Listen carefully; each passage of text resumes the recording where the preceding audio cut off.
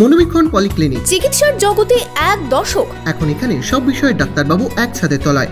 Phone করুন 7477999515 এই নম্বরে। শামসেরগঞ্জে জ্বরে আক্রান্ত আরও এক রোগীর মৃত্যু। পরিবারের দাবি ডেঙ্গিতে মৃত্যু হয়েছে ওই ব্যক্তির। আপনার আনন্দে আমাদের উদযাপন। বিয়ে হোক বা পার্টি, বহরমপুরে এবার luxury banquet hall at golden retreat. জেলায় একমাত্র পিলারলেস ব্যাঙ্কোয়েট, আছে স্পা, সালন, ক্লাব মেম্বারশিপের সুযোগও। বহরমপুর শিল্প তালুকে গোল্ডেন রিট্রিট। জ্বরে আক্রান্ত হয়ে আবারও মৃত্যু শামশেরগঞ্জের নতুন লোহরপুর গ্রামের এক বাসিন্দার। মুর্শিদাবাদ মেডিকেল কলেজ হাসপাতালে মৃত্যু হয় মোহাম্মদ সাদেক আলীর। জানা গিয়েছে দিন পাঁচেক আগে জ্বরে ভুগছিলেন নতুন লোহরপুর গ্রামের বাসিন্দা বছর 61 সাদেক আলী।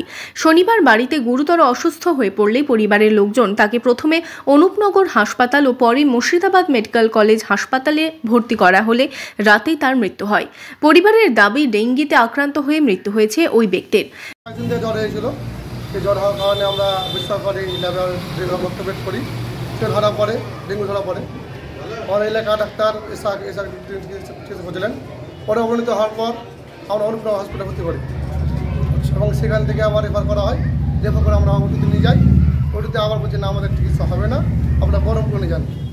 বহরমপুরে 2 দিন চিকিৎসা হয়, চিকিৎসার পর আবার ওই রক্তপ্লেট নিয়ে যায়। কয়েকদিন আগেই একই এলাকায় জ্বরে আক্রান্ত হয়ে মৃত্যু হয় এক মহিলার। জ্বরে আক্রান্ত হয়ে পর দুজনের মৃত্যুতে ডেঙ্গি আতঙ্কে এলাকার বাসিন্দারা। কিছুদিন থেকে আমরা দেখছি, বিশেষ করে এই স্টেশন এলাকায়, বাসুদেবপুর স্টেশন এলাকায় প্রচুর লোক জ্বরে আক্রান্ত। পরবর্তীতে টেস্ট করে আমরা জানতে পারছি যে এগুলো প্লেটলেট কমে যাচ্ছে এবং যেটা ইন্ডিকেট করে যে ডেঙ্গু আক্রান্ত এরা।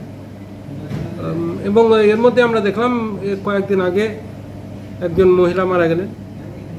আজকে এলাকারই মধ্যবয়স্ক আরেকজন পুরুষ মানুষ মারা গেলেন।